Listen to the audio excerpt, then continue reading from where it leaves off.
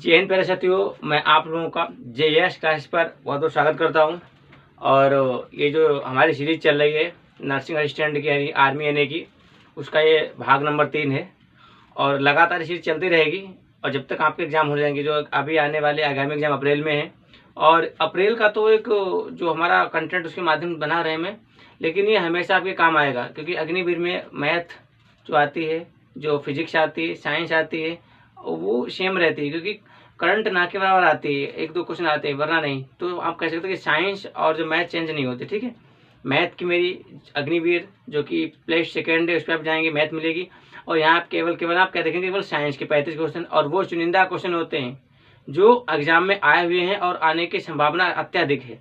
दूसरी बात, इन क्वेश्चन को अगर आप 20+ बनाते हैं तो आपकी तैयारी अच्छी है। अगर एक क्वेश्चन आपसे 20 नहीं बनते हैं तो आप हर एक वीडियो को 2 बार देखें और अच्छे से ध्यान रखें। क्यों? क्योंकि अब जब हम आपको पढ़ाते हैं तो हर क्वेश्चन में 1 या 2 पॉइंट निकालते हैं, तो उस पॉइंट पर विशेष ध्यान दिया करें। आज का हमारा पहला क्वेश्चन है, निम्न प्राणियों में कौन सा समूह अनियत तापीय प्राणियों से संबंधित है? मेरा कहने का उद्देश्य है, जो अनियत तापीय, इसका मतलब वो पक्षी वर्ग, वो प्राणी, वो रेप्टाइल जो जमीन के अंदर रहते हैं। जमीन में मतलब जैसे कि आपका ऑप्शन ए है कौवा, नाग, मेंढक।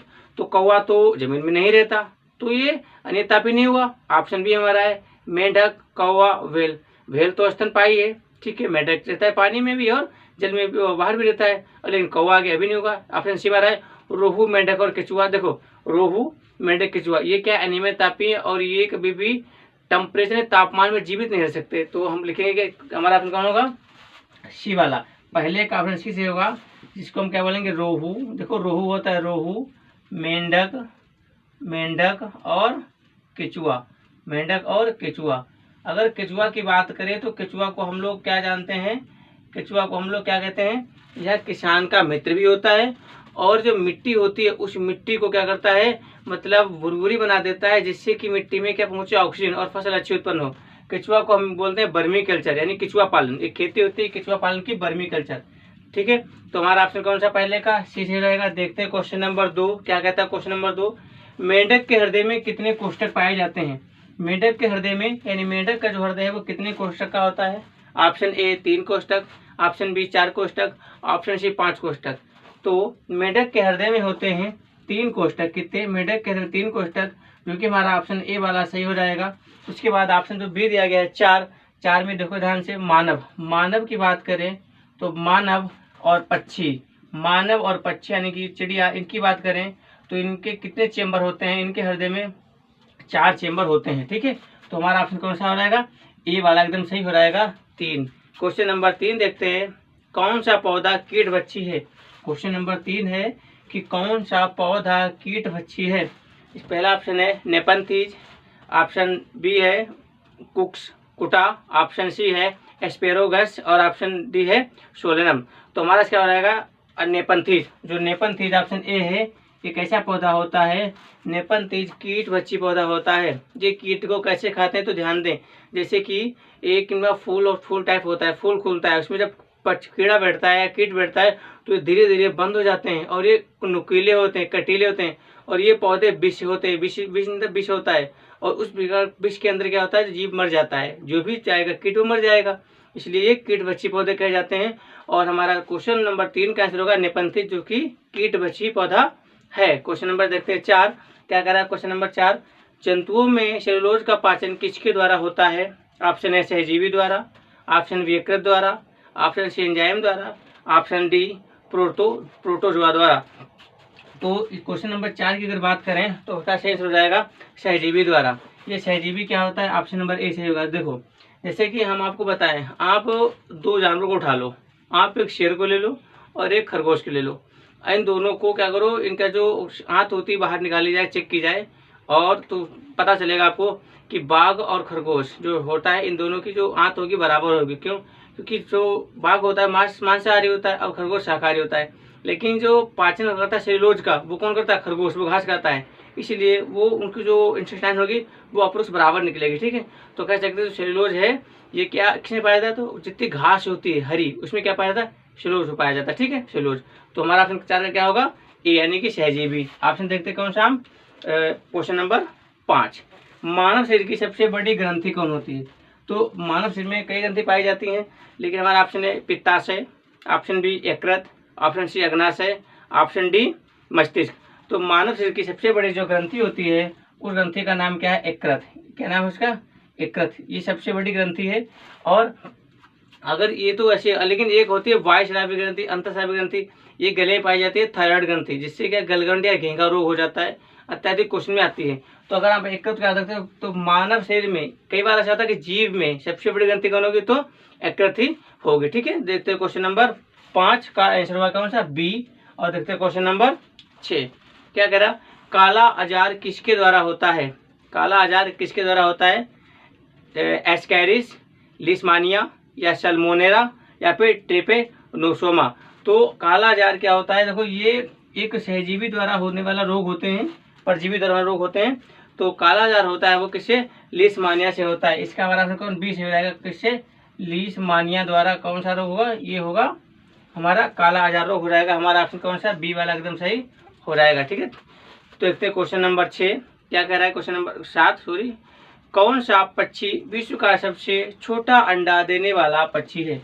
ये पक्षी ऐसा है जो सबसे छोटा अंडा भी देता है और संसार का सबसे छोटा पक्षी भी है। ठीक है, ये साउथ अफ्रीका में पाया जाता है, बड़े बड़े पहाड़ों में, जैसे कि सवाना जैसे, और बड़े बड़े मतलब जो क्षेत्र वहाँ पाया जाता है, जंगलों में पाया जाता है। ठीक है, तो ये सबसे छोटा पक्षी का नाम है हामिंग बर्ड, जो मेरा हार्नबिल हामिंग बर्ड, जो कि बी। कौन सा? ऑप्शन बी वाला सही रहेगा। और इस पक्षी का नाम क्या होगा? Humming bird. जो हामिंग बर्ड है ये एक चिड़िया है। ठीक है, ये एक चिड़िया हामिंग बर्ड है और ये वर्ल्ड की सबसे छोटी चिड़िया है और उसके साथ साथ छोटा अंडा भी देती है। ठीक है, तुम्हारा ऑप्शन कौन सा? बी वाला। 7 का कौन सा? बी वाला सही हो जाएगा। क्वेश्चन नंबर 8 देखते हैं क्या कह रहा है? निम्न में नकदी फसल नहीं है। निम्न में नकदी फसल नहीं है, हमारा ऑप्शन क्या क्या इसमें दे रहा है? क्वेश्चन नंबर 8 का है जूट, मूंगफली, ज्वार या फिर गन्ना। तो देखो, हम आपको बता दें फसल 3 प्रकार की होती हैं, अभी आप जान जाएंगे। फसल होती है, जो बात करें फसल की, तो फसल किस टाइप की होती है? फसल 3 प्रकार की होती है। ठीक है, इन पे विशेष ध्यान देंगे, अभी समझ आएंगे। फसल अगर आप फसल 1 में रखेंगे, हम इसको रबी की फसल रखेंगे। ठीक है, फसल अगर 2 सेकेंड करेंगे, इसमें हम क्या रखेंगे? खरीफ की फसल रखेंगे, खरीफ की फसल रखेंगे। ठीक है, उसके बाद अगर हम रखेंगे 3, जो आपका क्वेश्चन दिया गया है कि नकदी कौन सी, इसको हम नकदी की फसल रखेंगे। अब ध्यान देना, जो रबी की फसल है, रबी की फसल की जो बुवाई है वो अक्टूबर और नवंबर में की जाती है। इनकी कटाई जो होती है वो मार्च से लेकर जो मार्च अप्रैल में की जाती है। ठीक है, मार्च अप्रैल में की जाती है। और ये जो रबी की फसल होती है वो गेहूं होती है, और हमारा जो गेहूं है, सरसों है, इस प्रकार हो जाएगी। खरीफ की फसल है, इसकी बुवाई तो जून जुलाई में की जाती है, जून जुलाई में की जाती है, क्योंकि जब बरसात होगी तब। पर इसकी कटाई कब जाएगी? अक्टूबर और नवंबर में कटाई की जाएगी। इसकी फसल क्या होगी? धान है इस प्रकार से, मक्का है, बाजरा है इस प्रकार से। अब नकदी फसल वो होती है जैसे कि खीरा है, जूट है, मूंगफली है, क्योंकि ये फसलें थोड़ी इन फसलों से हटके होती हैं। ठीक है, अब हम जानेंगे कैसे कि इनमें से कौन सा। देखो, पहला ऑप्शन जूट आपका है, तो जूट ना तो धान के टाइप है ना तो रबी के टाइप है, तो यहाँ पे नहीं होगा। उसके बाद मूंगफली, मूंगफली भी, मूंगफली तो भाई खरीफ में आ गई। फिर क्या बता? ज्वार, बाजरा, तो मूंगफली नहीं, बाजरा। बाजरा कब बोते हैं? ध्यान करो, जब खेते मक्का बोई जाती है, धान बोए जाते हैं, लगाए जाते हैं, उसी टाइम क्या हम लोग बाजरा बोते हैं। फिर चौथा गन्ना, गन्ना तो हमारा वो तो नकदी फसल है, तो गन्ना, मूंगफली, जूट नकदी फसल है। इसमें कौन सा? हमारा सी जो ज्वार है वो नकदी फसल नहीं है। कौन सा? ज्वार नकदी फसल नहीं, जो कि हमारा ऑप्शन कौन सा सही होगा? सी वाला एकदम सही हो जाएगा। ठीक है, चलो देखते हैं क्वेश्चन नंबर 9 क्या कह रहा है? क्वेश्चन नंबर 9, जड़ व तने के वलकुट की कोशिकाओं में वायु गुहिकाओं का पाया जाना विशेषता किसकी है? यह किसकी विशेषता बताता है? तो इसका ऑप्शन हमारा हो जाएगा जलोदभिद, ऑप्शन बी मरुदभिद, ऑप्शन सी समोदभिद या ऑप्शन डी बलकोदभिद। देखो, इन क्वेश्चनों को करने के लिए आज 3री क्लास है, और एक बार फिर रिपीट कर दूंगा, ये जो क्वेश्चन है यह प्रकाश संश्लेषण से संबंध रखता है। अगर आपने उसको अच्छे से पढ़ लिया तो ये क्वेश्चन आराम से कर लेंगे। हल्की से एक बार देखेंगे, हम हल्का सा पौधा बना देते हैं इमरजेंसी में। देखो, जैसे एक पौधा बन गया, आप इस पर विशेष ध्यान नहीं देंगे, समझ जाएंगे कि पौधा बन गया। ठीक है, उसके बाद यहीं से हमारा क्वेश्चन भी हो जाएगा। 1 मिनट में देखो, ये पौधा बन गया। अब क्या होगा? इस पौधे ने क्या किया? कहीं कहीं सूर्य से लाइट लिया, प्रकाश लिया, और विटामिन डी से आया। लेकिन इसमें जो पत्ते होते हैं, पत्रे, हमने बताया था इसमें रंध्र होते हैं, रंध्र में ग्रेना होते हैं। उन ग्रेना में क्या होता है? उन ग्रेना में ये क्या करते हैं, ऑक्सीजन लेते हैं, खाना बनाते हैं, और उस खाना बनाने की क्रिया को हम क्या बोलेंगे, फ्लोएम बोलते हैं। उसी प्रकार मान लो यहाँ से मैंने एक हल्की सी नदी निकाल दी, इस प्रकार से एक ये नदी निकली है, पानी बहता हुआ पेड़ के पास से निकल रही है, तो इसमें जड़ों में जो पानी आएगा, जो जल ऊपर जाएगा, क्या बोलेंगे इसको, जाइलम बोलते उस क्रिया को, ठीक है। लेकिन अब इस भोजन बनने की और जल चढ़ने की क्रिया को दोनों क्या बोलेंगे, फोटोसिंथेसिस बोलते हैं। अब ये जो यहाँ से जल गया, यहाँ से जल बैठा हुआ है पत्तियों में, अब यहाँ पे एक वायु भी होगी, आप देखना जहाँ पे जल होगा ऑक्सीजन में क्या होगा, ऑक्सीजन होगी। अब यहाँ पे जो ऑक्सीजन है इसको बोलेंगे जलोदभिद। क्यों, यहाँ पे जो वायु इसके जड़ में बैठी है वायु, उसको बोलते हैं जलोदभिद। तो हमारा ऑप्शन ए वाला है क्या, जलोदभिद। तो ये क्वेश्चन देखो कहीं ना कहीं पिछले वाले से लिंक भी होती है, इसीलिए कभी वीडियो को स्किप नहीं करना चाहिए। आपने वीडियो देखी आधी छोड़ दी या स्किप करके देखी, तो कुछ क्वेश्चन ऐसे होते हैं जो कहीं ना कहीं उनकी लिंक होती है, तो वो हमारा छूट जाता है। चलो देखते हैं क्वेश्चन नंबर हमारा अगला कौन सा है, 10। निम्न में से कौन सा स्तनपायी है, शार्क, स्क्विड, ऑक्टोपस या व्हेल। देखो हम आपको बता दें, जो स्तनपायी होता है जीव जंतु जगत में, वो एक ही है, वो कौन सा, व्हेल। हमारा ऑप्शन कौन सा, डी से रहा है, कौन सा, डी यानी कि व्हेल। अच्छा, व्हेल के बारे में उससे पहले आपको थोड़ी बात बता दें, हमने एक ऑप्शन देखा है जो ऑक्टोपस है।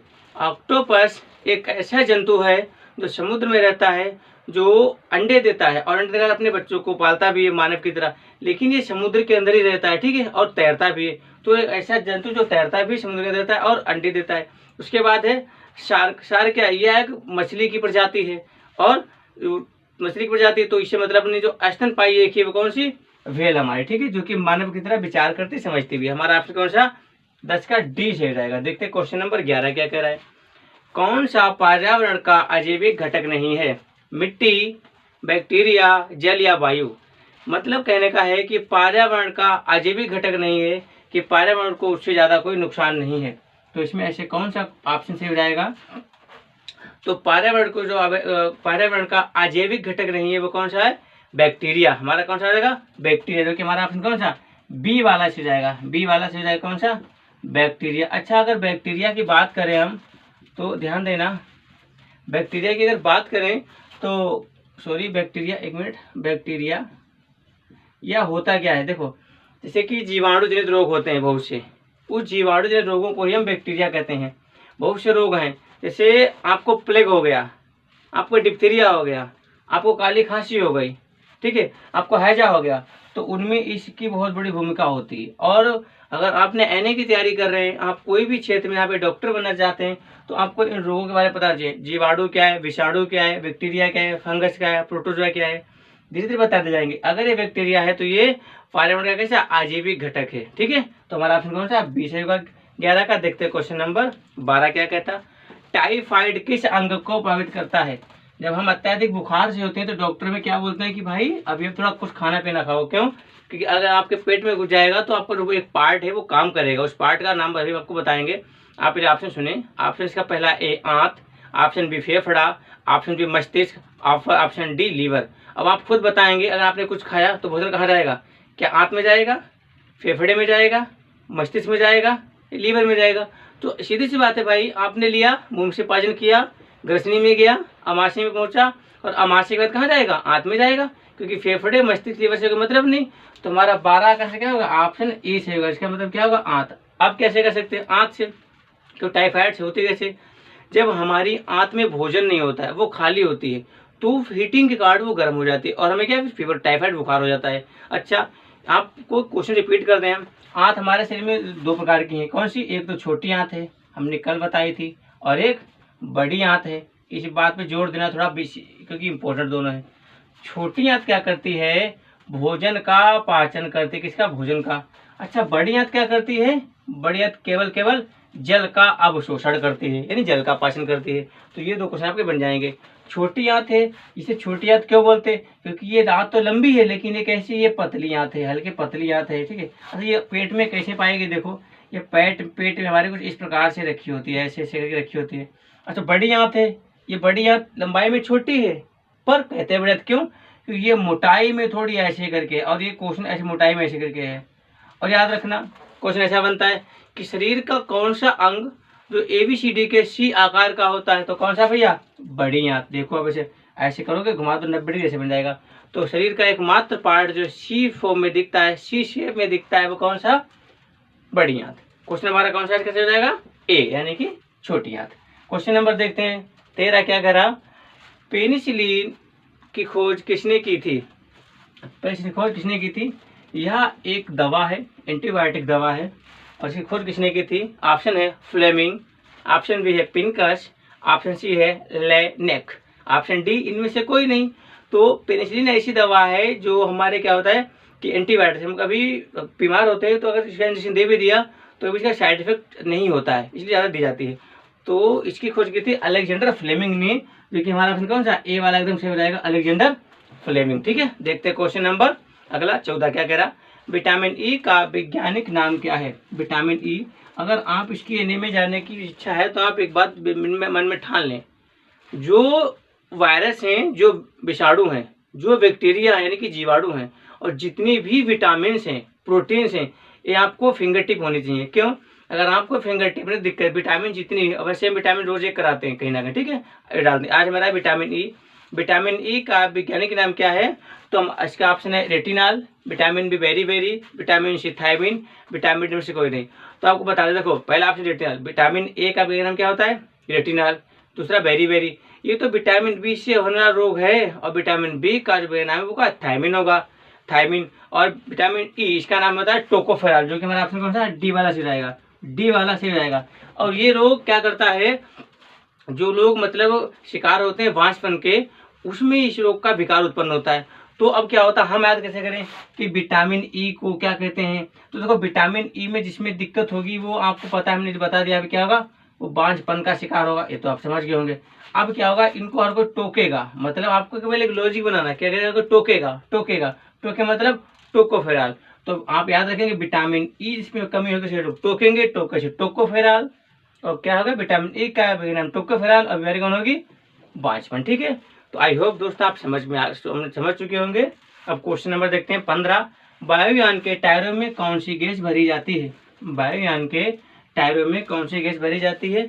ऑप्शन है ऑक्सीजन, ऑप्शन बी है कार्बन डाइऑक्साइड, ऑप्शन सी है सल्फर डाइऑक्साइड, और ऑप्शन डी है हीलियम।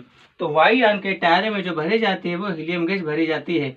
और हम आपको बता दें, हमारे जो आवाज़ क्लास चल रही है उस क्लास में क्या हुआ, हमने हीलियम के बारे में पूरा चैप्टर अच्छे से पढ़ा रखा है, और आपका हाइड्रोजन भी हो गया है, अभी एकदम लिथियम आने वाला है। तो अगर आपने नहीं देखी क्लास बिल्कुल देखें, और आप इससे बिल्कुल सब कुछ सीख जाएंगे। ठीक है, तो 15 का हमारा ऑप्शन कौन सा? डी से हो जाएगा। और बात करें हीलियम की, तो जो वायुयान होते हैं, जो प्लेन होते हैं, उनके जो टायर उनमें भरी जाती है। क्यों? क्योंकि ये हल्की गैस है, उड़ने में मदद करती है। बालून जो उड़ते गुब्बारे उनमें भी भरी जाती है हीलियम गैस। उसके बाद जो अस्पताल होते हैं, डॉक्टर लोग क्या करते हैं? पेशेंट को देते हैं तो हीलियम और उसमें मिलाते हैं ऑक्सीजन, मिला के देते हैं। अच्छा, कुछ गोताखोर जो समुद्र के अंदर जाते हैं रिसर्च करने, तो वो क्या करते हैं? हीलियम और ऑक्सीजन को साथ में लेके जाते हैं। तो इस प्रकार से हीलियम के बहुत से अलग अलग प्रयोग हैं। अच्छा, हीलियम की बात करें तो यह आवर्त सारणी का द्वितीय तत्व है। कौन सा? द्वितीय। और ये जो है 18वें ग्रुप का तत्व है। इसे जीरो गैस भी कहते हैं, इसे नोबेल गैस भी कहते हैं। इसके अलग अलग बहुत प्रयोग है। ठीक है, अगर इसको समझना चाहते हैं हीलियम के बारे में, इसके बारे में पूरा जानना चाहते हैं, तो हमारे चैनल में आपको मिलेगा, ये हीलियम पे पूरी जानकारी मिलेगी, इसे जरूर देखें। ठीक है, पहली हाइड्रोजन होगी, द्वितीय हीलियम होगी। तो इसका अर्थ क्या होगा? हमारा डी एकदम से हो जाएगा। ठीक है, क्वेश्चन नंबर 15 का देखते हैं 16 नंबर क्वेश्चन। व्युत्क्रम अनुपात के नियम की व्याख्या करता है। सबसे पहले हमें आना चाहिए कि व्युत्क्रम होता क्या है। देखो, हम आपको मैथ के जैसे बता दें, अभी आप समझ जाएंगे। व्युत्क्रम का मतलब ही होता है योग बटे गुणनफल। जैसे कि कोई संख्या को हमने जोड़ा और फिर उसी को बटे में क्या किया? गुणा कर दिया, वो क्या हो गया? व्युत्क्रम। उल्टा, जैसे कि देखो मेरे पास एक फार्मूला आता है a + b upon a × b। अब बोले कि भैया मैथ का क्या काम है, इस फिजिक्स या बायो में नहीं काम है। क्योंकि व्युत्क्रम का मतलब होता है उल्टा। आप समझेंगे कैसे इसका मतलब उल्टा।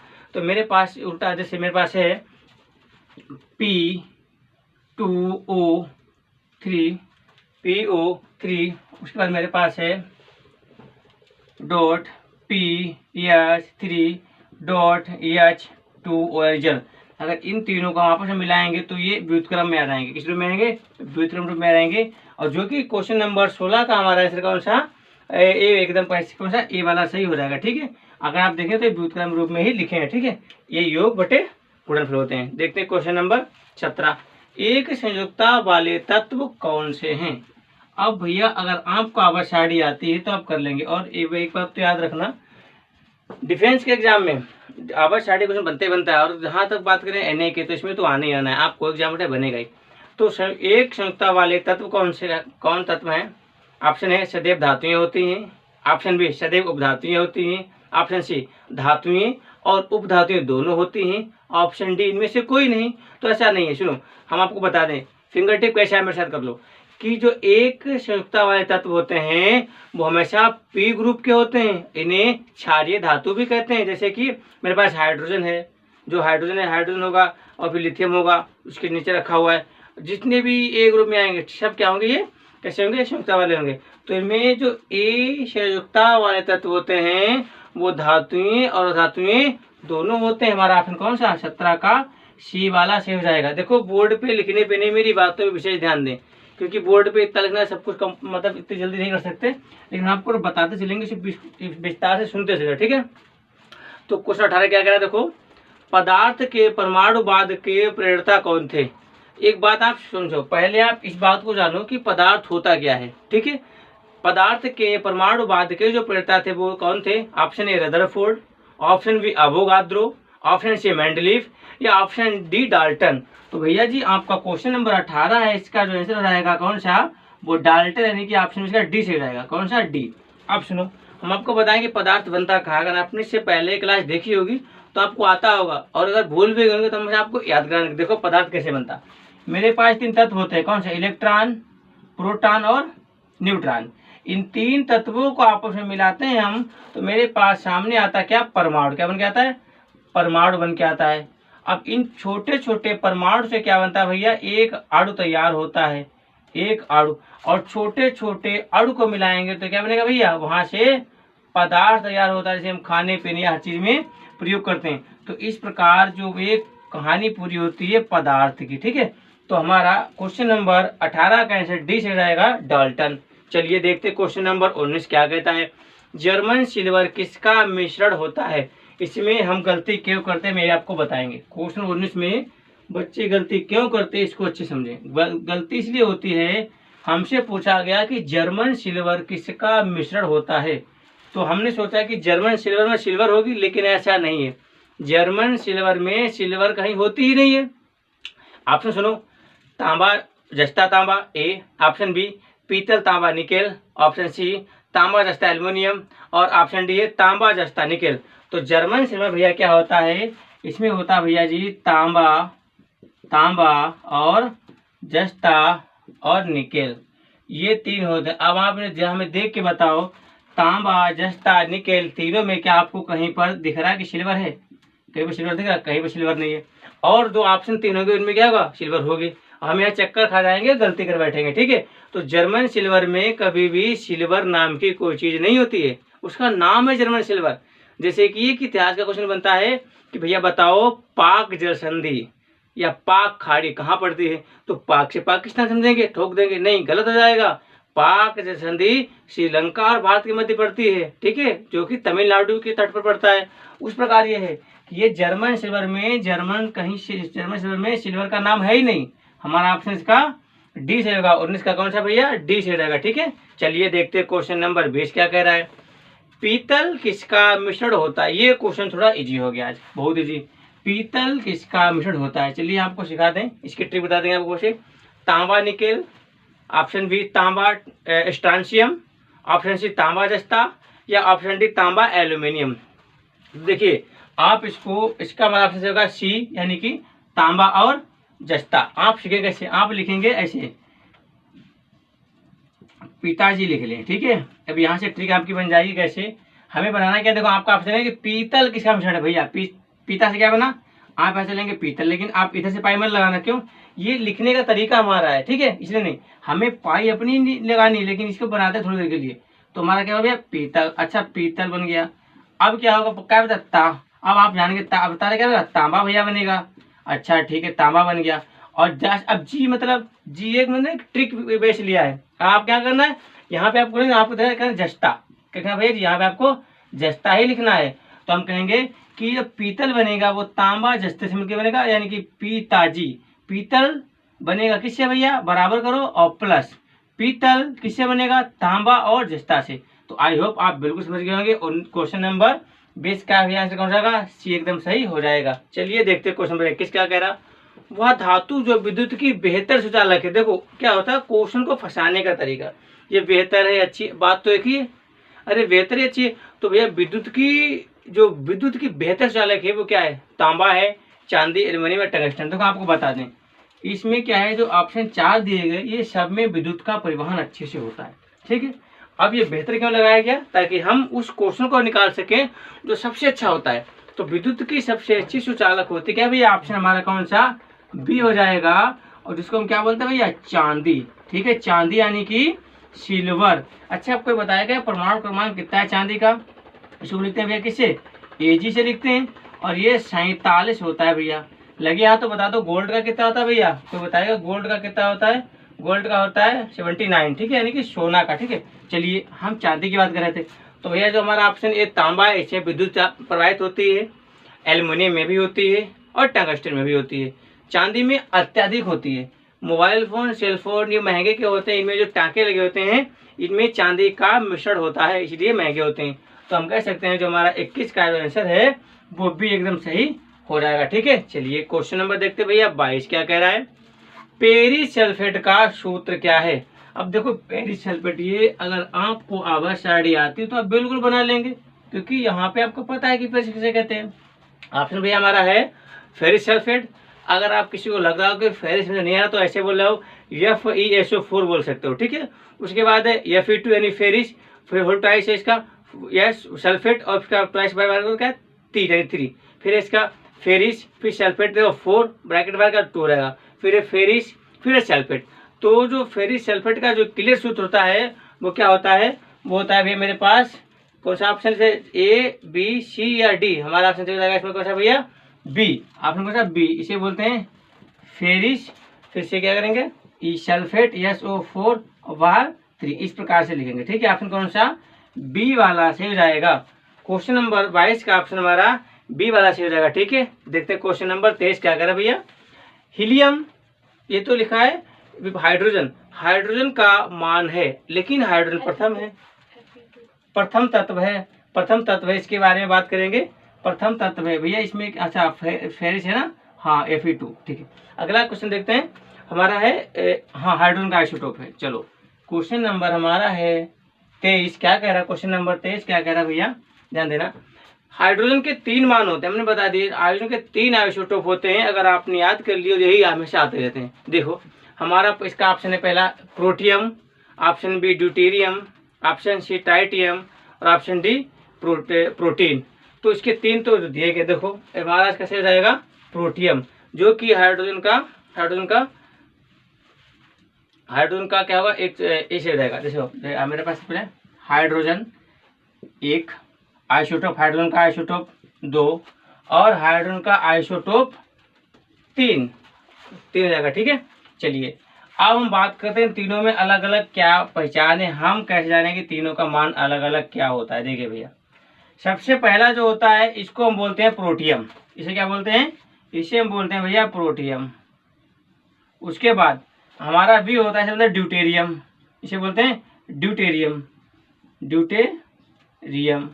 और हमारा ट्राइटियम, ट्राइटियम। आप समझो इस बात को। ये हमारे पास जो हमारा ऑप्शन इसका कौन सा सही हो जाएगा, ए वाला सही जाएगा, प्रोटियम एकदम सही हो जाएगा जो आपको दिया गया। अब देखो अगर ये हाइड्रोजन का परमाणु क्रमांक 1 है और परमाणु भार भी 1 है, इसमें क्या होता है न्यूट्रॉन नहीं होता, न्यूट्रॉन कितना होता है 0। ये क्वेश्चन बहुत बार आया। बात है ड्यूटेरियम की, इसमें कितना न्यूट्रॉन होगा, इसमें 1 न्यूट्रॉन होगा, 2 से गए 1 तो 1 बचेगा। बात है ट्राइटियम की, तो बात करेगा ट्राइटियम की बात करें तो ट्राइटियम में क्या होता है 3 से गए 1 कितना बचेगा 2, इसमें 2 क्या होते हैं न्यूट्रॉन होते हैं। तो आप इस बात का याद रखेंगे हाइड्रोजन के 3 आइसोटोप होते हैं, कौन कौन से, प्रोटियम, ड्यूटेरियम, ट्राइटियम। और उसमें से प्रोटियम में कोई भी न्यूट्रॉन नहीं होता है। और बात करें हाइड्रोजन की तो इस पर पूरी क्लास बनी हुई है। अगर आप चाहते हैं कि पूरा इसका निचोड़ जानना तो आप जाइए पूरी क्लास देखिए, ठीक है। इसकी लिंक भी आपको डिस्क्रिप्शन में मिलेगी, नहीं तो इसकी बनी अलग से प्लेलिस्ट कौन सी आवर्स आईडी की, ठीक है। देखते हैं क्वेश्चन नंबर 24 क्या कह रहा है हमारा। जब अमोनिया डाइक्रोमेट को गर्म किया जाता है तो कौन सी गैस बनती है? भैया अमोनिया को जब गर्म करेंगे, आप अमोनिया के बारे में जानते होंगे, तो कौन सी गैस बनती है? देखो कुछ लोग ऐसा होता है, कुछ क्वेश्चन ऐसे होते हैं जो हम समझ नहीं पाते, इसमें कह रहा है। देखो अगर इसका आंसर वैसे ना CO2 भी होता है, इसका आंसर होता है CO2, लेकिन यहाँ पे नहीं है। क्यों? क्योंकि यहाँ पे है जब अमोनिया डाइक्रोमेट, इस बात को समझेंगे, जब अमोनिया डाइक्रोमेट को गर्म किया जाता है तो कौन सी गैस निकलती है? यहाँ पे केवल अमोनिया नहीं है, उसके साथ कोई और भी तत्व रखे हुए हैं, इसलिए इसका ऑप्शन पहला है ऑक्सीजन, ऑप्शन दूसरा है मीथेन, और ऑप्शन हमारा सी है नाइट्रोजन, और ऑप्शन डी है नाइट्रस ऑक्साइड। तो भैया जब अमोनिया डाइक्रोमेट को गर्म करेंगे तो क्या बनेगा? नाइट्रस ऑक्साइड, जो कि हमारा ऑप्शन कौन सा? डी वाला एकदम सही हो जाएगा। कौन सा? नाइट्रस ऑक्साइड बनेगा। ठीक है, तो इस प्रकार हुआ ऑप्शन डी। देखते क्वेश्चन नंबर 24 क्या कर 25।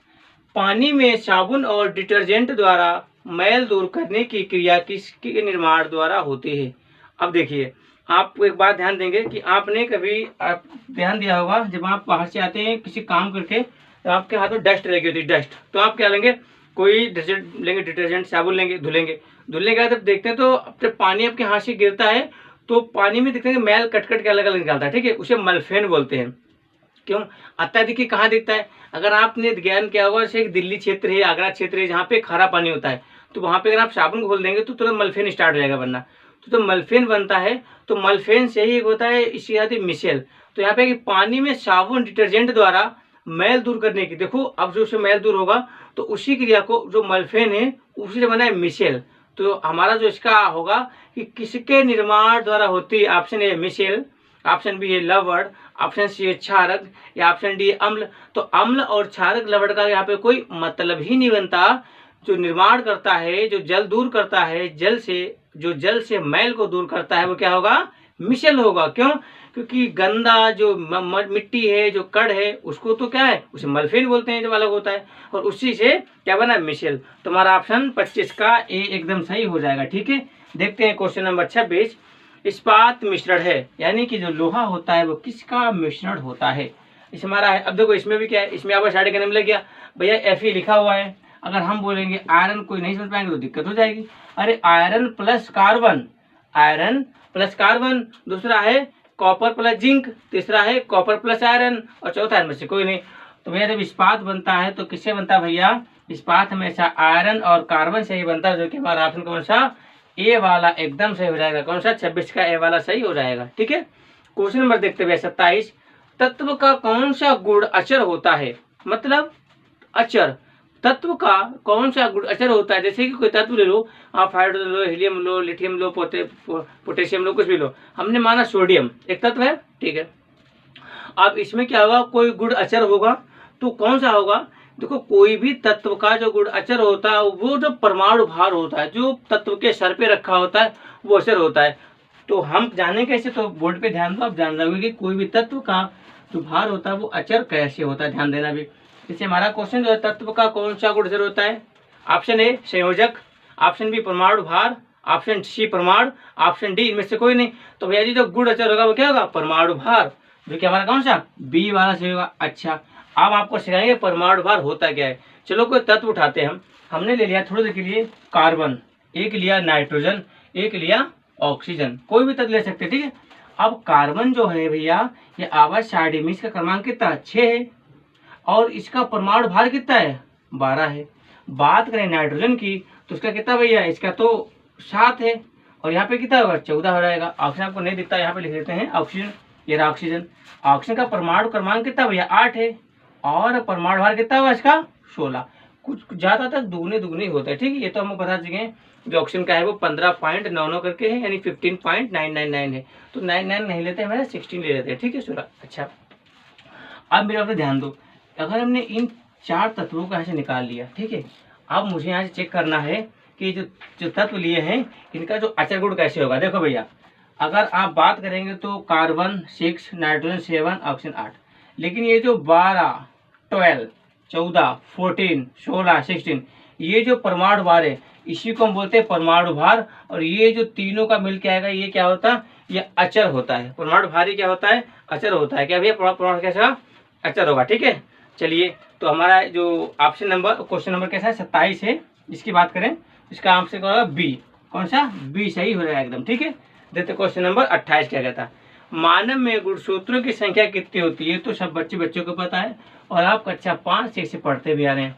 मानव शरीर में गुणसूत्र की संख्या कितनी आपको बता दें। ऑप्शन है 42, 40, 48 या 43। तो मानव में गुणसूत्रों की संख्या कितनी होती है भैया? 40 होती है। इसी को हम बोलते हैं 23 जोड़ी। लेकिन अब आप बताओ कि मानव गुणसूत्रों की संख्या सबसे पहले खोज किसने की थी? क्रोमोसोम की गुणसूत्र की खोज किसने की थी? तो किसने भैया? डब्ल्यू बोल्डियर ने। किसने खोज की थी भैया? इसकी खोज की थी डब्ल्यू बोल्डियर ने। डब्ल्यू बोल्डियर ने इसके बारे में बताया था, गुणसूत्र के बारे में। ठीक है, अच्छा, ये जो गुणसूत्र हमें अलग अलग पाए जाते हैं मानव में 23 जोड़ी या 40 हैं। जैसे कि मक्खी है, मक्खी में घर की मक्खी है, या कुत्ते हैं या खरगोश हैं, सब में अलग अलग होते हैं। अगर आपको इन सब के बारे में जानना है कि किसमें कितने गुणसूत्र होते हैं, तो कमेंट में क्या करना, एक आंसर लिखना है कि हाँ मुझे जानना है या फिर बताओ। तो अगर आप कमेंट करेंगे तो जितनी इसमें गुणसूत्र होते हैं, जो पृथ्वी पाए जाते हैं, जानवर है, चिड़िया पक्षी, सबके बारे में एक अच्छी सी वीडियो बनाएंगे। ठीक है, चलिए देखते हैं क्वेश्चन नंबर 29 क्या कह रहा है। 29, मछलियों का अध्ययन क्या कहलाता है? अगर आपने पिछली वीडियो ध्यान से देखी होगी तो कल हम मछलियों के बारे में बता रहे थे, उनके सांस के बारे में कि मछलियाँ सांस किससे लेती हैं। तब मैंने एक बार इसका जिक्र किया था, जैसे कि मछलियों का अध्ययन क्या कहलाता है या मछलियों का अध्ययन कहलाता है। ऑप्शन पहला है mycology, option B phycology, option C ichthyology और ऑप्शन डी एंथोलॉजी। तो मछलियों का वही अध्ययन होता है वो कहलाता है क्या कहलाता है? इकैथियोलॉजी। तो हमारा कौन सा? सी वाला ऑप्शन सही हो जाएगा। अब देखो इकैथियोलॉजी, पहला ऑप्शन है माइकोलॉजी। भैया क्या ये माइकोलॉजी कवक का अध्ययन क्या कहलाएगा? माइकोलॉजी। भैया दूसरा फाइकोलॉजी, शैवाल का अध्ययन, फाइकोलॉजी। और एंथोलॉजी, अगर एंथोलॉजी है ये झाड़ियों का अध्ययन कहलाता है। लेकिन ध्यान दो, अगर एंथो को हम एंथ्रो कर दें, एंथ्रोलॉजी, तो क्या रहेगा? पक्षियों का अध्ययन। ठीक है, अगर एंथो तो झाड़ियों का अध्ययन, थोड़ा सा ज्यादा अध्ययन करनी है। तो हमारा 29 का कौन सा? इकैथियोलॉजी एकदम सही हो जाएगा। ठीक है, क्वेश्चन नंबर 23 देखते हैं। गाय का वैज्ञानिक नाम क्या है? Option A Rosa rosa, option B Bos indicus, option C Homo sapiens, option D इनमें से कोई नहीं। देखिए गाय का वैज्ञानिक नाम होता है वो होता है बोस इंडिकस, जो हमारा ऑप्शन कौन सा? बी वाला से हो जाएगा। उसके बाद ऑप्शन ए रखा हुआ है रोजा रोजा, ये किसका होता है? यह गुलाब का वैज्ञानिक नाम होता है। उसके बाद होमो सेपियंस यह मानव का होता है। ठीक है, जैसे भैंस का क्या होता है? वो 42 होता है। अभी पूछे सरसों का, एग्जाम आर में आया हुआ है कि सरसों का वैज्ञानिक नाम क्या है? तो ब्रेस्ट का, पेस्ट का। तो इस प्रकार से बहुत से अलग नाम होता है। ठीक है, अगर इस पे भी वीडियो बनाएंगे क्वेश्चन निकाल के टाइम पूरे। चलो क्वेश्चन नंबर कौन सा देखते हैं? 31 हो गया। 31 नंबर देखते हैं। 6 फीट लंबे व्यक्ति की ऊंचाई नैनोमीटर में कैसे व्यक्त करेंगे? कोई व्यक्ति अगर 6 फीट है, अब नैनोमीटर में नापेंगे तो कैसे उसे बता सकते हैं? तो उसका जो ऑप्शन है इसका ए 183 × 10⁻6 न्यूटन मीटर। ये एन और एम है, इसे बोलते हैं न्यूटन मीटर। उसके बाद ऑप्शन बी है 234 × 10⁻6 न्यूटन मीटर। और ऑप्शन सी है 183 × 10⁻7 न्यूटन मीटर। और ऑप्शन हमारा डी है 181 × 10⁻60 न्यूटन मीटर। तो हमारा जो एक 6 फीट के लंबे व्यक्ति की ऊंचाई नैनोमीटर में व्यक्त करेंगे तो ऑप्शन सही हो जाएगा 183 × 10⁻7 न्यूटन मीटर। और हमारा ऑप्शन कौन सा रहेगा? ये कौन सा? सी वाला सही हो जाएगा। कौन सा ऑप्शन? सी वाला सही हो जाएगा। अच्छा, ये जो ऑप्शन सी सही हुआ, ये न्यूटन मीटर, इसके बारे में अगर ध्यान देंगे हम तो ये जो लंबाई है ये मीटर की होती है। ये सब मीटर की होती है, ये सब मीटर की होती है लंबाई। इसमें क्या है कि ये लंबाई सब मीटर की होती है। लेकिन ये जो फर्मी है, कल मैंने बताया था, फर्मी है, पीको है, नैनो है, ये सब उसमें यहाँ पे नैनो से पूछा गया है, लेकिन ये न्यूटन मीटर में। ठीक है, तो 6 फीट का व्यक्त होगा, उसको हम नापेंगे तो 183 × 10⁻7 न्यूटन मीटर होगा। आप ऐसे याद रखना, क्योंकि ये जो क्वेश्चन आते हैं लॉजिकल ऐसे ही आते हैं, क्योंकि इनमें ज्यादा हेरफेर नहीं किया जाता। ठीक है, क्वेश्चन नंबर 32। गति करती हुई कार विपरीत दिशा में आती हवा का सामना करती है, कार पर हवा द्वारा किया गया कार्य क्या होगा? अब आप बताएं, आप खुद बताओ, अगर आप बाहर से अपने घर की ओर आते हो और आपको हवा लगती है, ठीक है, तो आप पे ताकत पड़ती है, लेकिन हवा जो आपको रोक थोड़ी ना पाती है। क्यों? क्या अपने घर नहीं पहुंचे? क्या अपनी मंजिल नहीं जाते हैं? लेकिन क्या होता है, जो हवा का कार्य होता है वो आप पे कोई उसका असर नहीं पड़ता, क्योंकि आप अपने कार्य करेंगे। जब कार चलती है तो कार वायु को, हवा को काट देती है। आपने ध्यान दिया होगा, जब कोई ट्रक या जब ट्रक चलती है या ट्राली चलती है, आप साइकिल से या दौड़े उसके पीछे, तो आपको हवा नहीं लगेगी, आप आराम से निकलते चले जाएंगे। इसलिए कहा जाता है कि जब ट्रेन चलती है तो सीधा दूर खड़े हो, क्यों, वो आपको खींच लेगी, क्योंकि जो वायु होती है वो ट्रेन से खींचती चली जाती है। लेकिन जब कार निकलती है तो कार पे जो हवा का या ट्रेन पे हवा का या आप जो आते हैं यहाँ पे वायु का कोई कार्य नहीं लगता है, ठीक है। तो जो इसका कार्य क्या होगा, अगर पूछते बल क्या लगता है तो आप कहेंगे हाँ कुछ बल लगता है, लेकिन कार्य क्या होगा, तो वायु द्वारा किया गया कार्य हमेशा शून्य होगा। कितना होगा, शून्य, जो कि हमारा कौन सा ऑप्शन डी से रहेगा। आप सुबह उठना, रनिंग करना और रनिंग करके देखना, वायु आपको लगेगी, लेकिन क्या उसमें आपको कुछ पैसा मिलेगा, कुछ नहीं, क्योंकि वो हवा निकल जाएगी साइड से, उसका कोई चार्ज नहीं होगा, ठीक है। तो ऑप्शन हमारा डी से होगा क्वेश्चन 32 का। देखते हैं क्वेश्चन नंबर 33, किसी पिंड का वजन पृथ्वी के केंद्र पर कितना होगा। एक बात समझे, पहले हमने बना दिया कि पृथ्वी हमारी गोल है, ऐसे बना देंगे। उसके बाद अब यहाँ से एक रेखा जाती है, ऐसे देखें, यहाँ से एक रेखा जाती है, इसे बोलते हैं भूमध्य रेखा, जो भारत को 2 भागों में बांटती है। उसके ऊपर हल्की से अगर जाएंगे, यहाँ पे होती है कर्क रेखा, जो कि हमारे भारत के 8 राज्यों से भी गुजरती है। उसमें अगर देखेंगे यहाँ पे होती है मकर रेखा। तो अब इन रेखाओं के बारे में अगर बात करें तो यहाँ से ऐसे अगर बीच खींचेंगे तो यहाँ पे पृथ्वी का क्या होगा भैया, केंद्र बिंदु होगा। अच्छा, ये केंद्र बिंदु हम यहाँ से भी नापेंगे और यहाँ से भी नापेंगे, ये ग्लोब पर ही पता चलेगा आपको कैसे। अब देखो यहाँ पे जब चारों तरफ से कार्य करेंगे, पृथ्वी गोल है, तो यहाँ पे एक मान होगा, वो हमेशा कितना होगा, शून्य होगा। पृथ्वी के केंद्र में कोई भी वस्तु जाएगी उसका भार शून्य हो जाएगा। अगर आप कहीं से भी पृथ्वी के केंद्र पहुंच जाएंगे तो आपका भार कितना रहेगा, शून्य हो जाएगा। तो किसी भी पिंड का वजन पृथ्वी के केंद्र पर कितना होगा भैया, तो कितना होगा, शून्य होगा। हमारा ऑप्शन ए वाला एकदम सही हो जाएगा, ठीक है। और पृथ्वी के केंद्र का मान ही शून्य होता है, पहले आप समझे ऐसे, ठीक है। चलिए अगला क्वेश्चन देखते हैं, क्वेश्चन नंबर 34, पदार्थ का परिमाण का एसआई मात्रक क्या होता है। Option A mole, option B metre, option C second, option D इनमें से कोई नहीं। तो पदार्थ का जो परिमाण एसआई मात्रक होता है भैया, वो क्या होगा, वो होगा भैया मोल, जो कि हमारा ऑप्शन कौन सा, ए वाला एकदम सही हो जाएगा। क्या रहेगा भैया, मोल, जो कि ए वाला एकदम सही हो जाएगा, ठीक है। देखते क्वेश्चन नंबर 35 क्या कह रहा, एक प्रकाश वर्ष होता है भैया। पहले बताएं प्रकाश वर्ष से मापा क्या जाता है भैया, ये खगोलीय दूरी के मात्रक हैं बड़े बड़े। प्रकाश वर्ष किसा भैया, दूरी मापक है। तो इसका जो ऑप्शन ए है 9.46 × 10⁻15 metre, option B 3.46 × 10⁻15 metre, option D 4.46 × 10⁻15 metre, या इनमें से कोई नहीं।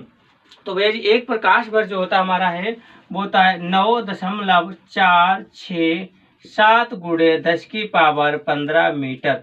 उसके बाद आप बता दें अभी क्या हुआ, आप अगर कई बुकें देखेंगे तो किस बुक में ऐसे लिख रखा है 9.46 × 10⁻15 मीटर।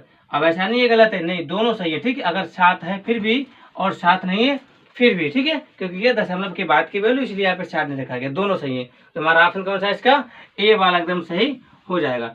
तो दोस्तों ये तो 35 क्वेश्चन थे नर्सिंग के, ये हमने अच्छे से कवर कर लिए हैं। इसके बाद अब जो क्वेश्चन आपके आएंगे मैथ के, और देखो जो मैथ के अगर आप क्वेश्चन देखते हो आपको नहीं मिलते हैं तो प्लेलिस्ट बनी अग्निवीर करके, वहाँ पे आपको मैथ के क्वेश्चन मिल जाएंगे। और थोड़ी भी होली के चक्कर में वीडियो नहीं आ पाई तो कल से आपके मैथ की वीडियो प्रॉपर आएगी, रीजनिंग की वीडियो भी आना धीरे धीरे स्टार्ट हो जाएगी। उसके बाद हम क्या करते हैं, देखो जिसकी मैथ कमजोर उसके लिए बता दें भाई, हम मैथ के लिए कुछ साइड में आपको डालते रहते हैं कि वर्ग कैसे करें, वर्ग जल्दी कैसे निकालें, गुणा भाग जल्दी कैसे करें। जितने देखो आप गुणा भाग पर जोड़ घटाना या फिर वर्ग निकालना जितने जल्दी सीख जाएंगे उतनी देर से मैथ बनेगी। और मुझे तो अच्छे से पता है कि भाई जो रनिंग करते हैं तो मैथ में उनको थोड़ी दिक्कत ही होती है, ऐसा नहीं है। लेकिन अगर बच्चा भाई पढ़ा लिखा अच्छा इंटेलिजेंट होगा तो वो आर्मी में ही क्यों जाएगा, कोई और जॉब कर लेगा। क्योंकि बात ये है आर्मी में वही बच जाते हैं जो अगर पढ़ाई से भी कमजोर होती है, घर की परिस्थितियाँ भी कमजोर होती हैं, तो वही लोग जाते हैं। तो तुम्हें क्या करना है, जो मेरा शॉर्ट आएगा वीडियो उसमें देखते हैं। उसके बाद क्या होगा, जो शॉर्ट वीडियो आएगा हल्का सा 2 मिनट का 3 मिनट का, उसमें हमने क्या बताया होता है कि वर्क कैसे करें, पहाड़े के साथ करें या फिर अच्छा एक और बात है, हमने एक वीडियो मेरे दिमाग में है कि पहाड़े आपको 2 से 100 तक पढ़ाई कराएंगे हम 2 मिनट में। उसका एक ट्रिक है, देखो एक तरीका होता है, एक सिस्टमेटिक ढंग होता है, तरीके से कोशिश करोगे तो आपको इजी लगेगी। उस पर हम कल परसों वीडियो डाल देंगे कि 2 से 100 तक पहाड़े कैसे चंद सेकंडों में निकालने, ठीक है। और उसके बाद अगर आपको इसकी पीडीएफ चाहिए तो आप हमारे एक नंबर आपको व्हाट्सएप मिलता है डिस्क्रिप्शन में, आप यहाँ भी लिख लें, मेरा मोबाइल नंबर इसमें आता है 63 066 70 296। अगर इस नंबर को आप लगाएंगे तो इस पे आप क्या करना है कि SMS करना है व्हाट्सएप पे एक एसएमएस डाल देना है, एसएमएस डाल देना है, एसएमएस डाल देना है। उसके बाद एसएमएस डालने और डाल देना है, और इसी के जो डिस्क्रिप्शन चेक करेंगे टेलीग्राम की लिंक आपको मिल जाएगी, ठीक है। आप टेलीग्राम ज्वाइन कर लें, इस पे भी कर दें तो आपको पीडीएफ मिलेगी, और पीडीएफ इसका कोई चार्ज नहीं पड़ेगा। लेकिन ईमानदारी सबसे बड़ी ये होगी कि आप कंटिन्यूटी बना के पढ़ते रहें। हमने वीडियो बना दी, आपने एक बार देख ली, आपने नहीं लिखी तो एक बात याद रखना, ये दिमाग से निकल जाएगी। हमारे दिमाग में इतनी कैपेसिटी नहीं होती है कि वो लैपटॉप या कंप्यूटर की तरह हर चीज़ स्टोर कर ले, क्योंकि दिमाग जितनी जल्दी इकट्ठा करता है उतनी जल्दी भूलता भी है। लेकिन शर्त ये होती है मुझे रिकॉल कितना करते हैं, याद कितना करते हैं। मुझे सब नहीं याद होता था, लेकिन अब क्या है, क्योंकि पढ़ाते पढ़ाते 3 साल हो गए मैथ और साइंस, तो ये सब कभी भी कहीं भी खड़े हो तो दिमाग में रिकॉल कर जाता है, क्योंकि मैंने तो रिपीट किया है। आप भी रिपीट करें तो हो जाएगा। रही बात अग्निवीर की, अग्निवीर में इससे बात नहीं आएगा, ये मेरा वादा है। एग्जाम दे के आएंगे, व्हाट्सएप पे कमेंट करना, बताना है कि कितने क्वेश्चन आए कितने नहीं आए, क्योंकि क्वेश्चन पहले से होते हैं, लेकिन क्या है इसके अलग बारे बताते हैं। दूसरी बात, जब पढ़ाते हैं मेरी बातों पे ध्यान दिया करें, हर चीज़ लिखते नहीं है, क्योंकि लिखने में टाइम बहुत जाएगा, टाइम कम है और आपका टाइम बहुत कीमती है, ठीक है। तो दोस्तों फिर आज के लिए विदा चाहते हैं, और कल मिलेंगे एक नए वीडियो के साथ। तब तक के लिए खुश रहें, व्यस्त रहें। जय हिंद, जय भारत।